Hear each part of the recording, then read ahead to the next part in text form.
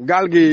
amoon na mag bu ci nekkoon ak ñaari xale. ne ma li ma wax mooy que ne da leen waxoon ne bu ñu taal mais bi ñu demee foofu nag mag ñi dañoo dem tëdd bi ñu demee tëdd ci la xale yi boyal léegi bi ñu boyalee nag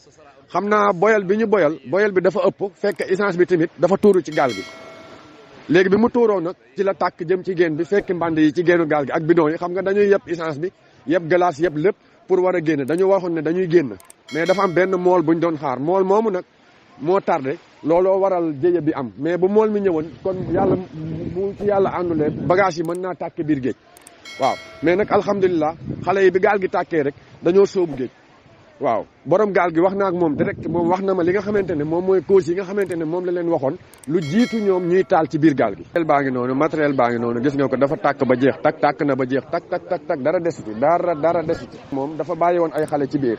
ak ay mag am na mag mu ci nekkoon mais da leen a waxoon ne bu ñu taal parce que jëndoon na seen reer ba jox leen ko ba pare mais nag ci ginnaaw gi la mag ñi dem tëdd xale yi bi ñu boyalee la safara si jàll taal gaal gi.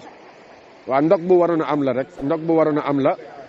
borom gaal gi tamit sant na yàlla bu baax parce que benn nit desu ci waaw ñu ngi ciy sant yàlla bu baax a baax.